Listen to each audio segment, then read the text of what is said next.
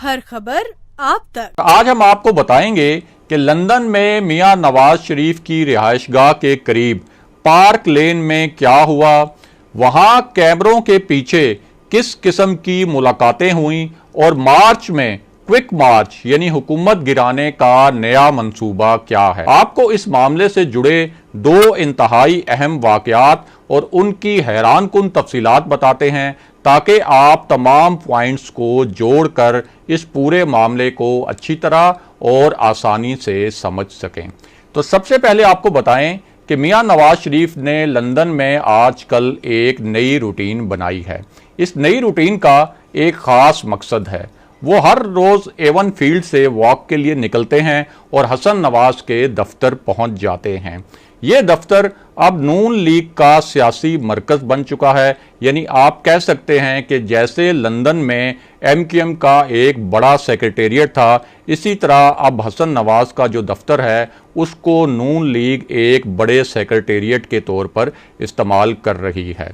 अब हसन नवाज के दफ्तर में जो मीटिंग हुई उससे पहले मियां नवाज शरीफ ने अपनी पार्टी से एक बहुत अहम रिपोर्ट तलब कर रखी थी। ये report army chief general Qamar Javed Bajwa के मुतल्लिक थी। इस रिपोर्ट के दो अहम किरदार हैं।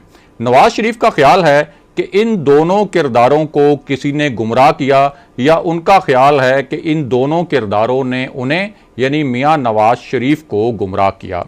इस रिपोर्ट का ताल्लुक उस इजलास से था जिसमें शहबाज शरीफ, ख्वाजा आसिफ, नवाज शरीफ, इसहाक डार, खुर्रम दस्तगीर और चंद दीगर लीगी रहनुमा शरीक थे। ये वही इजलास है जिसमें शरीक तमाम लीडर से ये हलफ लिया गया था कि इस इजलास की कोई बात बाहर नहीं जाएगी। अब मियां नवाज शरीफ ने जो रिपोर्ट तलब की वो आर्मी चीफ जनरल बाजवा की एक्सटेंशन के मुतल्लिक थी और उसकी बुनियाद पर एक फैसला किया जाना था। अब लीगी ज़राए के मुताबिक जनरल बाजवा की एक्सटेंशन के हवाले से तमाम राब्ताकारी ख्वाजा आसिफ ने की थी। ज़राए के मुताबिक ख्वाजा आसिफ ने इस सिलसिले में अपनी क़यादत को कुछ यकीन दहानियाँ भी करवाई थीं। ये यकीन दहानियाँ इस बारे में थीं कि इस एक्सटेंशन के बदले में नून लीग की मुश्किलात में वाज़े कमी आएगी। नवाज शरीफ ने इस रिपोर्ट की बुनियाद पर नई मीटिंग में किस किस्म का फैसला किया उसकी तफसील भी आपको बताते हैं और फिर आपको ये भी बताते हैं कि हुकूमत गिराने के लिए मार्च में क्विक मार्च का क्या नया मंसूबा बनाया जा रहा है।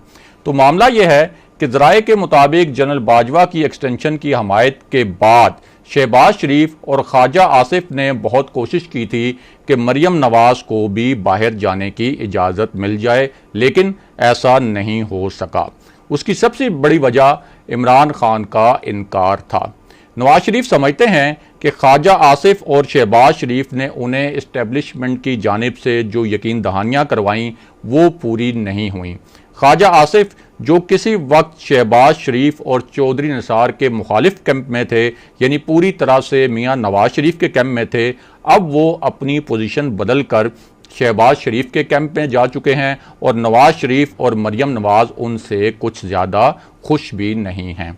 अब इस नई सूरत हाल में शाहिद खाकान अब्बासी और राना सनाउल्लाह मियां नवाज शरीफ और मरियम नवाज के ज़्यादा करीब हो चुके हैं। बहरहाल अब नवाज शरीफ ये जानना चाहते हैं कि ख्वाजा आसिफ ने उन्हें जो यकीन दहानियाँ करवाई थीं उन्हें किसी ख़ास मकसद के लिए बढ़ा चढ़ा कर पेश तो नहीं किया गया।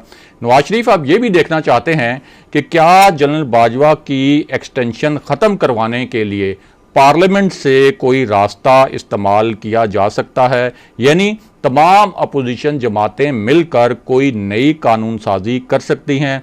ये भी मौजूदा सूरत हाल में दबाव बढ़ाने का एक हरबा है और इस ऑप्शन पर गौर किया जा रहा है। अब आपको बताते हैं कि मियां नवाज शरीफ और मौलाना फजलुर रहमान हुकूमत के क्विक मार्च के लिए क्या नया मंसूबा बना रहे हैं और ये भी बताते हैं कि मरियम नवाज ने क्या एक हैरानकुन किस्म की पेशकश की है।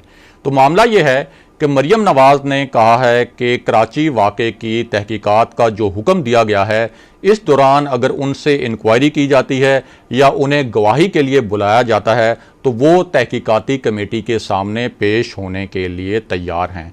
मरियम नवाज ने यह दावा भी किया कि शहबाज शरीफ को नवाज शरीफ से लड़वाने की साजिश की गई थी, लेकिन जब शहबाज शरीफ ने नवाज शरीफ के खिलाफ साजिश से इनकार किया तो उन्हें जेल में डाल दिया गया।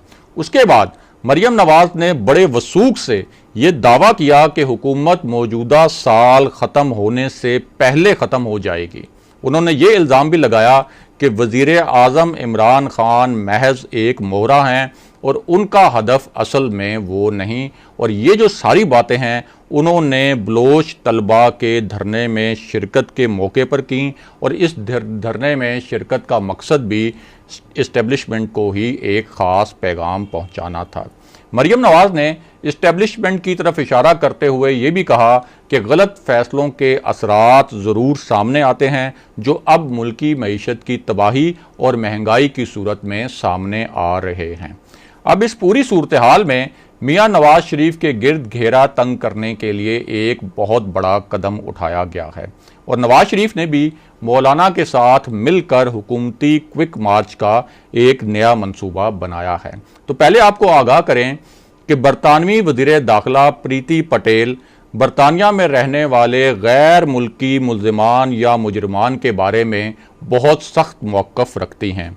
उनका मौक़िफ़ रहा है कि अगर किसी शख्स ने किसी मुल्क में जुर्म किया है और वो जुर्म साबित हुआ है तो बरतानिया ऐसे गैर मुल्की मुल्ज़िमान को सियासी पनाह ना दे। अब उनके इसी मौक़िफ़ को देखते हुए हुकूमत पाकिस्तान ने बराह रास्त उन्हें ख़त लिखा कि नवाज शरीफ करप्शन केस में सज़ा याफ्ता मुजरिम हैं। अदालतों ने उनके वारंट गिरफ्तारी जारी कर रखे हैं। उन्होंने रियासत पाकिस्तान को लूटा और बरतानवी वज़ीर दाखिला इस सूरत हाल में अपने अख्तियारात का वसी इस्तेमाल करते हुए नवाज शरीफ को मुल्क बदर करें। अब जिस बरतानवी अखबार ने यह खबर दी उसका कहना है कि उसने नवाज शरीफ से भी राब्ता किया था कि वो इस मामले पर मौक़िफ़ दें, लेकिन नवाज शरीफ ने इस मामले पर मौक़िफ़ देने से इनकार कर दिया। बाबर आवान ने भी तस्दीक की है कि नवाज शरीफ को वापस लाने के लिए 3 मराहिल पर काम हो रहा है।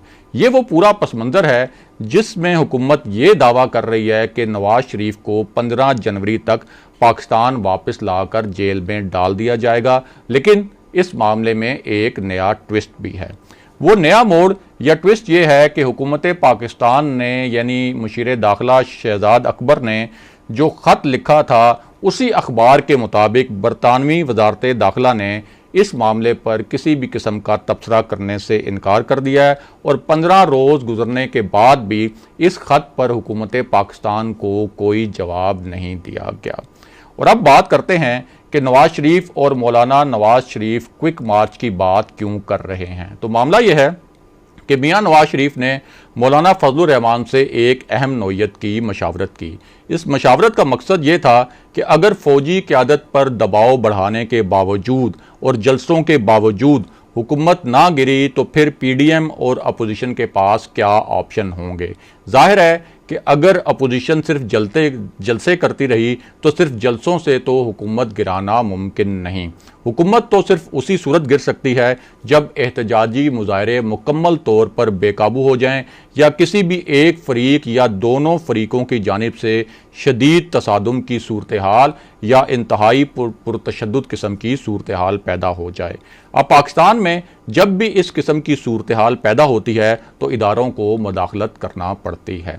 अब नवाज शरीफ और मौलाना फजलुर रहमान का ख्याल है कि अगर इस्टेब्लिशमेंट सिर्फ जलसों से बहुत ज़्यादा दबाव नहीं लेती और मुदाखलत नहीं करती तो फिर अपोजिशन के लॉन्ग मार्च और धरने को इस्लामाबाद के हसास तरीन इलाके रेड जोन में ले जाया जाए।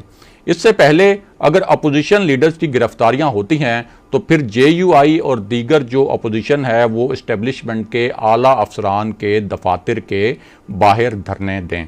अब इस पूरी सूरत हाल में अगर अपोजिशन का धरना इस्लामाबाद के रेड जोन में पहुंच जाता है तो वहां कोई हल्का सा तसादुम और हल्की सी झड़प भी एक बहुत बड़े तसादुम में बदल सकती है।